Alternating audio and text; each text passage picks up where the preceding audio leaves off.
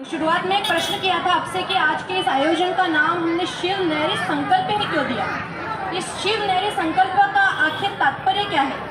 तो मैं आपको बताना चाहती हूँ कि आज से 16वीं शताब्दी में छत्रपति शिवाजी महाराज ने शिव नैरी नामक किले पर अपनी बाल्यावस्था में अपने सहयोगी मित्रों के साथ देवादिदेव महादेव का अपने रक्त से अभिषेक करके यह संकल्प लिया कि वे स्वराज्य को प्राप्त करके ही रहेंगे। उन्होंने संकल्प किया कि हिंदू धर्म की रक्षा, हिंदू संस्कृति की रक्षा, हिंदुओं की रक्षा, माताओं एवं बहनों की रक्षा, गौ रक्षा, गंगा रक्षा, गीता रक्षा करने का उन्होंने संकल्प किया और फिर अपने इस संकल्प को देवादिदेव महादेव की कृपा से पूर्ण कर स्वराज्य को प्राप्त किया।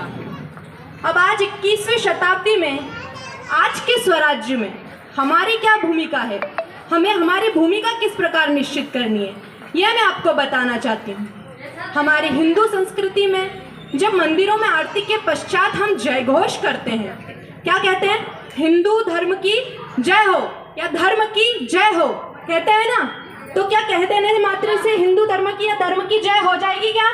नहीं, हिंदू धर्म की जय तब होगी जब हम हिंदू धर्म को जीवित रखेंगे, हमारी धर्म संस्कृति को जीवित रखेंगे और जो हमारी सभ्यता है, संस्कृति है, वो हमारी आने वाली पीढ़ी को बताएंगे।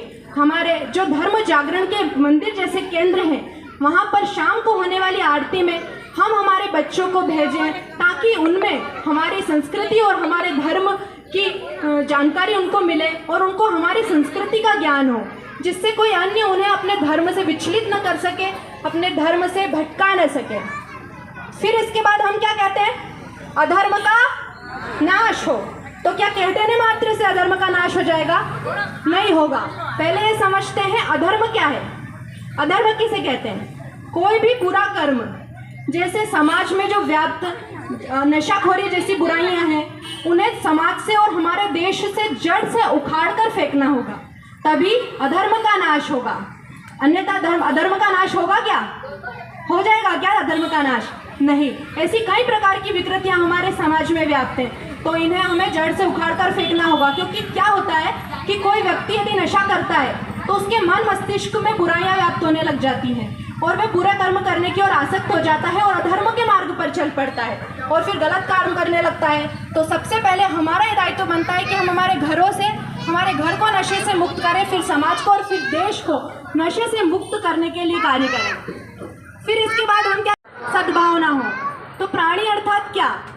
हमारे हिंदू संस्कृति में केवल मनुष्य को ही, केवल मनुष्य मात्र का ही चिंतन नहीं किया जाता, बल्कि प्रत्येक जीव का चिंतन किया जाता है। पेड़ पौधे, जीव जंतु, प्रत्येक में हम आत्मा और परमात्मा का दर्शन करते हैं। जो वृक्ष हैं, पेड़ पौधे हैं, उनमें भी हम परमात्मा का दर्शन करते हैं, उन्हें पूजते हैं। चींटियों को हम आटा डालते हैं, हाथी में हम गज का, गणेश जी में मतलब गज में गणेश जी का दर्शन करते हैं और गाय की पहली रोटी निकालते हैं, आखिरी रोटी कुत्ते की निकालते हैं। ऐसी हमारी सनातन संस्कृति, हिंदू संस्कृति जिसमें हमने जन्म लिया, हमें ऐसी संस्कृति पर गर्व होना चाहिए। हमें ऐसी संस्कृति पर गर्व करना चाहिए कि हमें ईश्वर ने ऐसी संस्कृति में जन्म दिया है। और प्राणियों में सद्भावना कैसे होगी? तो हमें मिलजुल कर एक होकर रहना होगा, एक दूसरे का सहयोगी बनना होगा, एक दूसरे के सुख दुख में काम आना होगा। तभी क्या होगा? ये जो प्राणियों में सद्भावना का जो जय घोष है, यह सार्थक सिद्ध हो जाएगा। फिर हम कहते हैं विश्व का कल्याण हो। तो विश्व का कल्याण कैसे होगा? हम देखते हैं कि हमारी गाय माताओं को काट दिया जाता है, हमारी बहन बेटियों को लव जिहाद का शिकार बना लिया जाता है, मंदिरों को तोड़ दिया जाता है। और हमारी हिंदू संस्कृति जो गंगा के समान पवित्र है, जो हमें क्या सिखाती है? कभी किसी का बुरा नहीं करना। हम चाहकर भी किसी का बुरा नहीं कर सकते। हम एक चींटी भी यदि हमसे मर जाती है तो हम क्या सोचते हैं? हमें पाप लग गया। ऐसी पवित्र सनातन संस्कृति हमारी, जिसमें हमने जन्म लिया। फिर हम क्या कहते हैं कि विश्व का कल्याण हो। तो विश्व का कल्याण करने के लिए हमें पहले हमारी बहन बेटियों को, जैसी बुराइयां हमारे समाज में व्याप्त हो रही है, हमारे देश में व्याप्त हो रही है, तो उसके खिलाफ भी हमें आवाज़ उठानी होगी।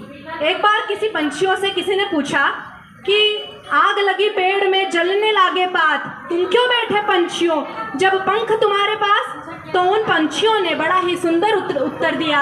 उन्होंने कहा कि भूख लागी मीठे फल खाए, भूख लागी मीठे फल खाए, गंदे की ने पात, धर्म हमारा अब यही, जिए मरेंगे साथ, जिए मरेंगे साथ। तो आइए हम सभी हिंदू संस्कृति के अनुयायी, हिंदू धर्म को मानने वाले, हिंदू संस्कृति को मानने वाले, श्री राम को मानने वाले सभी एक हो जाएं और ऐसे ही धार्मिक आयोजनों में हमारी सहभागिता दें और सभी एक दूसरे के सुख